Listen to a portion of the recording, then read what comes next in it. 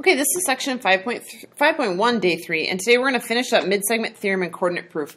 Today we're actually going to put it all together and really focus on doing some coordinate proofs, which are different than the two-column proofs you did in geometry or in chapter 4. In chapter 4, we were doing a lot of statements and justifications, and we would list out all of our reasons. In a coordinate proof, we just have to do the math, and there's only 3 equations we have to use, and then you've got your proof. What we first want to talk about is if I ask you to do all of these things, we need to make sure that you know what you would have to do then to do the proof. So if I wanted to prove, or if I wanted you to prove that segments are equal in length or distance, then you're going to do the distance formula, and you're going to show me that they are the same length. Lines being parallel means they have the same slope. And if they have the same slope, the only way to do that is with the slope formula. Lines being perpendicular means that they have opposite reciprocal slope, so they're flipped and a different sign, and again, that's the slope formula. If something is the midpoint, that one's easier, you're going to use the midpoint formula.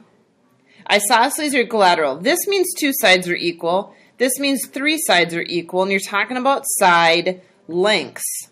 And if you're going to talk about length, then you're doing the distance formula. You need to find out how long they are.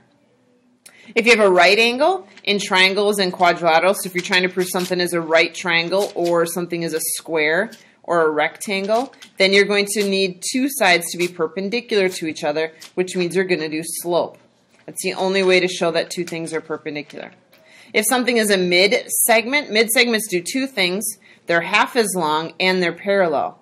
So you would have to do distance formula to show me that it's half the length. And you would have to do slope to show me that it's parallel. So that one gets 2 formulas. You need both of them. So let's try a coordinate proof, just see what it looks like. The first one says, find the missing coordinates first. So where we have those question marks, we're going to fill those in. And then prove that the slope of HE is the opposite, is just the negative, of the slope of DG. So they kind of told me what they want me to do for a formula as well. So that's kind of easy. So first we got to find the coordinates. These little tick marks mean that these are equal, which means this guy's got to be the midpoint. It's got to be halfway between A and D. So if it's halfway, I should just be able to do the midpoint formula and figure out what the coordinates are. So I'm going to do the midpoint formula on AD. So I'm going to do x plus x divided by 2. And I'm going to do y plus y divided by 2. And so I get the 0 doesn't matter. Cross off my 2's. I have negative h. 0 doesn't matter. Cancel my 2's and k. The other one is g, and we're going to do the same thing. So the midpoint of AE, I know g is in the middle because these tick marks tell me that these 2 segments are equal. So g's got to be right in the middle of them.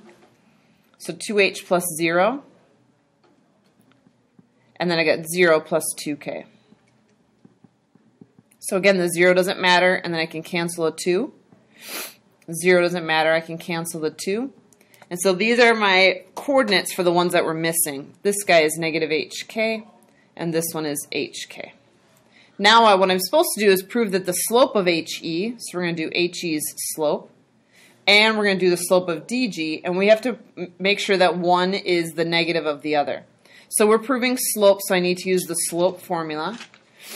So the slope of HE from here to here, so I'm going to do y minus y, so k minus 0, over x minus x, so negative h minus 2h.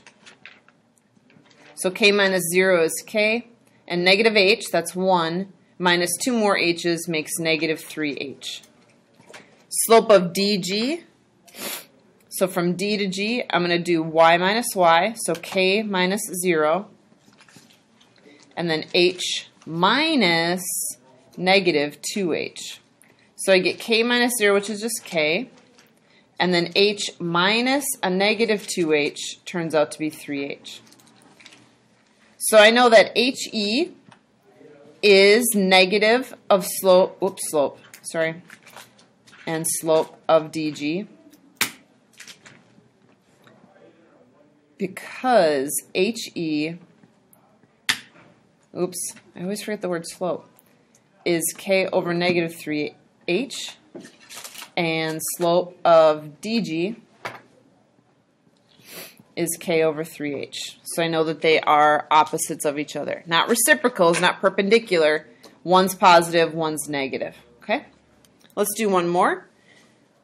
Find some more missing coordinates, and then we're going to prove one triangle is congruent to another. So let's do the coordinates first. This is the only guy I have to find.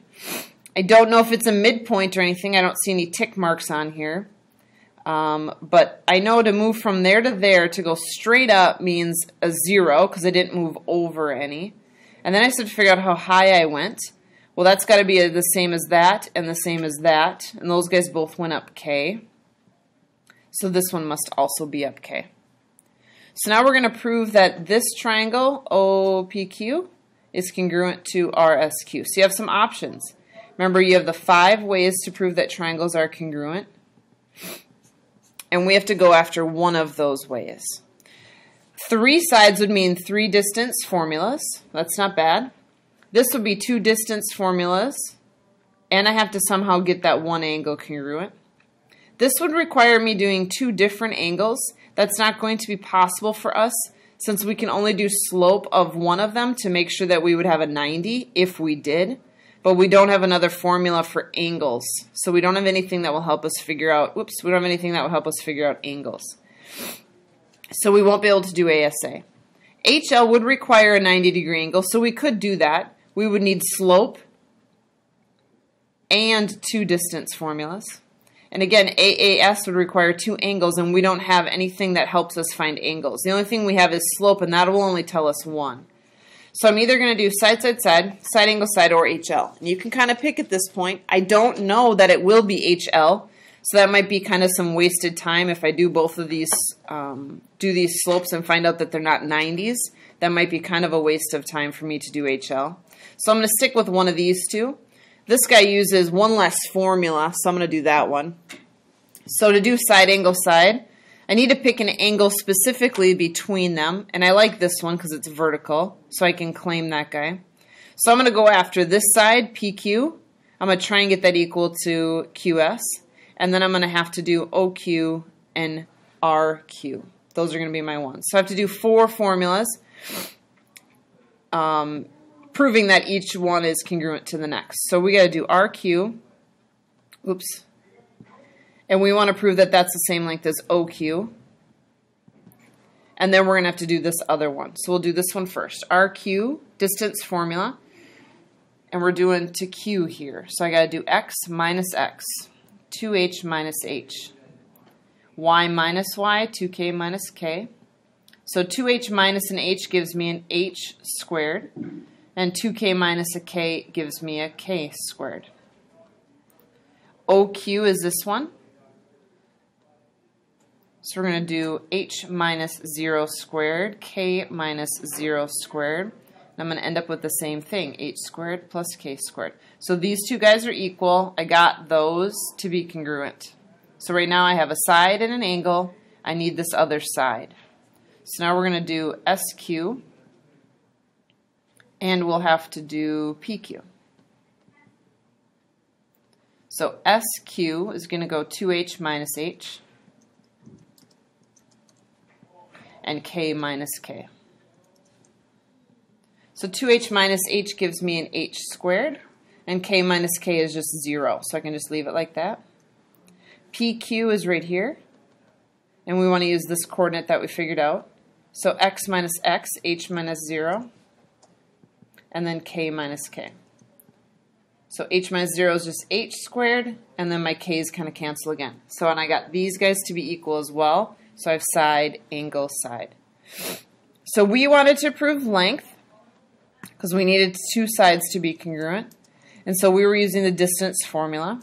So I know that triangle OPQ is congruent to triangle RSQ by side, angle, side.